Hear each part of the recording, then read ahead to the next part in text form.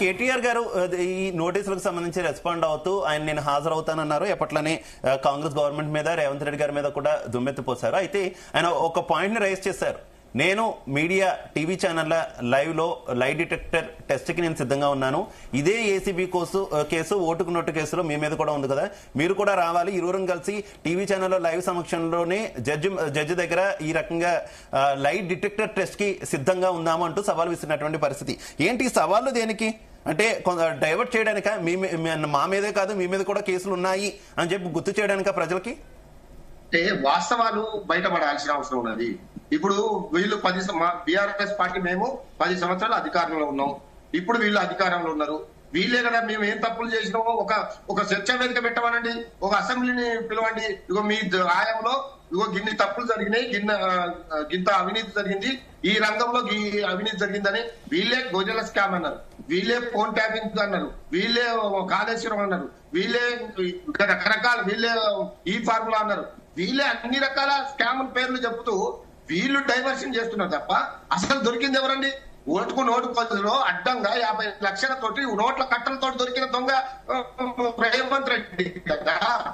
ఇది ప్రజలు అడుగుతున్నారు. అరే దొరికిన వాళ్ళు సత్యాక ఉన్న ఏమి ఎలాంటి అది లేకుండా ఉన్నాడు, ఎలాంటి తప్పు చేయకుండా ఒక 700 కోట్ల రూపాయలు ఈ రాష్ట్రానికి లాభం చూపెట్టిన కేటీఆర్ పై ఎందుకు ఈ కక్ష సాధింపు చర్య అని అంటున్నారు ప్రజలు అంటున్నారు. కాబట్టి ఈ 18 ఏళ్ల కాలంలో జరిగిన అభివృద్ధి మీద లేదా జరిగిన అమలైన పథకాల మీద ఒకరోజు చర్చ పెట్టండి దమ్ముంటే.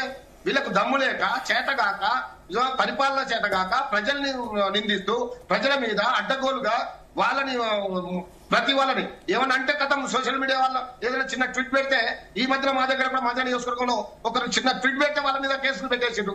అంటే కేసులు పెట్టడం, జైళ్లకు పంపడం, దీని మీద ఉన్న ఆలోచన ప్రజలకు ఇచ్చిన హామీల మీద లేదు. అదే కేటీఆర్ గారు అంటున్నారు, అరే నేనేమైనా తప్పు చేసి ఉంటేరా లైవ్ డిటెక్టివ్ లో పాల్గొను, ఎవరు తప్పు చేసిందో తేలిపోతుంది, ప్రజలకు కూడా అర్థమవుతుంది. ఒక సిట్టింగ్ జడ్జి తోటి లైవ్ డిటెక్టివ్ పరీక్ష చేసుకుంటే నువ్వు దొంగవా నేను దొంగ తేలిపోతుందని చాలా క్లియర్ గా కేటగారికల్ గా చెప్తున్నాడు.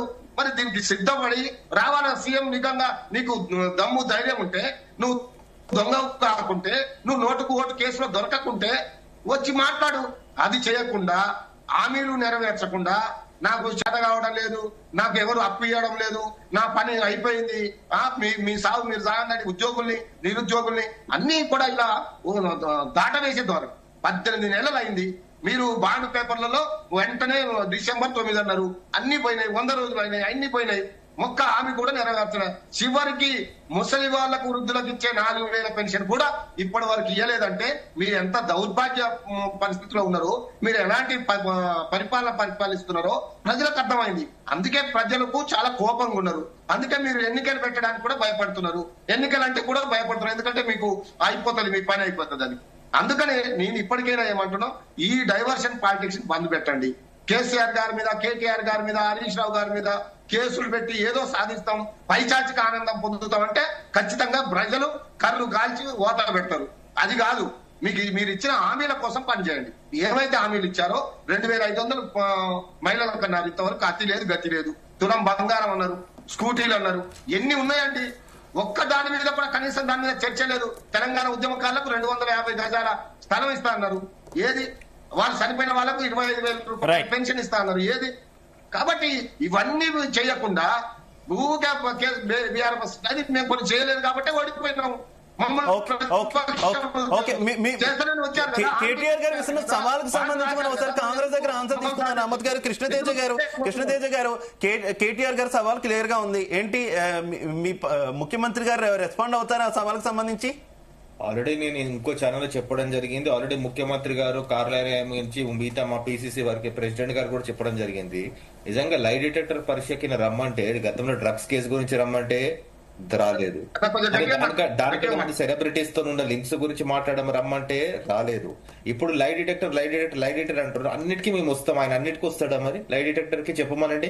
ఆయన ఒఫీషియల్ గా నేను వచ్చి మన గతంలో ఆయన చేసిన ప్రాక్టికల్ ఎగ్జాంపుల్స్ దానికి నిదర్శనం కదా, ఆయన మాట మీద నిలబడే రకమా కాదా అనేది. ఇదే నా జవాబు, ఇది ఇంకోటి ఇప్పుడు మన బీఆర్ఎస్ మిత్రులు కూడా లేవనెత్తడం జరుగుతుంది. ఈ డిబేట్ లో నేను మొత్తం చెప్పింది అదే. అసెంబ్లీ గురించి ఎందుకు ప్రస్తావించానంటే, అసెంబ్లీలో ప్రస్తావించిన అంశాలు ఉన్నాయి అంటున్నారు. చెప్తున్నాడు కదా, అసెంబ్లీలో ప్రస్తావిస్తాం అంటే మరి రమ్మనండి అసెంబ్లీలకి, ఎందుకు రావటం లేదంటే దాని మీద మాట ఇందాక దాటేశారు.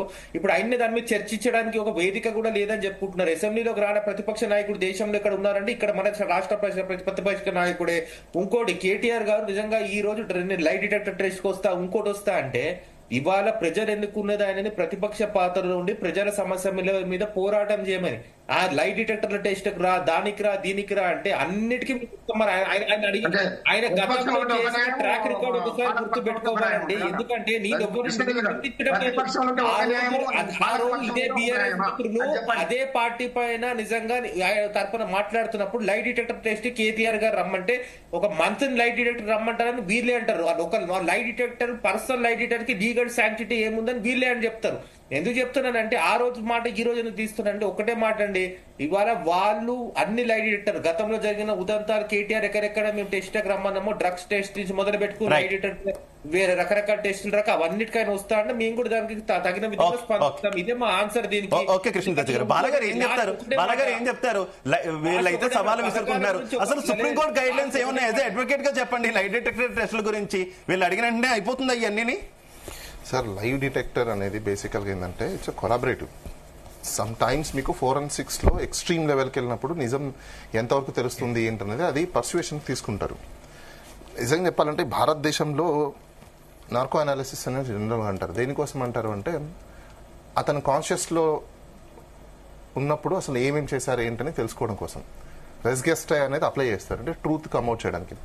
లైవ్ డిటెక్టర్ అంత ఈజీగా వేరండి, ఎందుకంటే దానికి సర్కమ్స్టాన్సెస్ ఉండాలి. లైవ్ డిటెక్టర్ చేయాలంటే కూడా సర్కమ్స్టాన్సెస్ ఉన్నప్పుడే దానికి కోర్టు పర్మిషన్ చేస్తుంది. ఎందుకు చేయాలనేది కూడా నెసెసిటీ ఉంటుంది.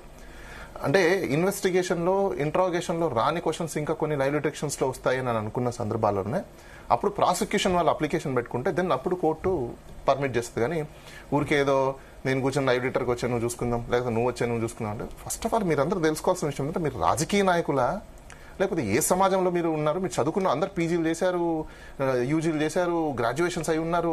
ప్రజలకు ఏం చెప్పాలనుకుంటున్నారు మీరందరూ? ఇట్లా మీకు ఓకే, ప్రతి పార్టీలో పవర్ వచ్చిన తర్వాత అది కామన్ అండి. ఏ పార్టీలో అయినా కమిషన్ తీసుకోవడం కామన్, బెనిఫిట్ తీసుకోవడం కామన్, పవర్ని యూజ్ చేసుకోవడం కామన్. That's fine. ప్రజలకు అది ఆటోమేటిక్గా మీరు ఓపెన్ గా చెప్పండి. నిజంగా అంత నీతివంతులు నిజాయితీవంతులు అయినప్పుడు ఎందుకు ఇదంతా చుపాచుపిగా? పాపం ప్రజలంతా కన్ఫ్యూజన్, క్యాడర్కి కన్ఫ్యూజన్. ఎందుకంటే పైకి ఒక మాట లోపలికేమో ఇంకో ఎక్సర్సైజ్. దీనివల్ల ఏమైపోతుందంటే అందరికీ కన్ఫ్యూజనే. దీనివల్ల మీరు డెవలప్ అవ్వరు, సొసైటీ డెవలప్ అవ్వదు, సమాజము మారదు. ఇంకా మనం ఎందుకు సర్వీస్ ఇండస్ట్రీలో బ్యాక్ పడిపోయినాము, ఇంకా ఇండియా నుంచి అందరూ ఎక్స్పోర్ట్ ఎందుకు అవుతున్నాం, హ్యూమన్ ఎక్స్పోర్ట్ అంటే రీజన్ ఇక్కడ ఇంత పెద్ద రీసోర్స్ పెట్టుకొని మనం ప్రాపర్ యూటిలైజేషన్ చేసుకోలేకున్నాం.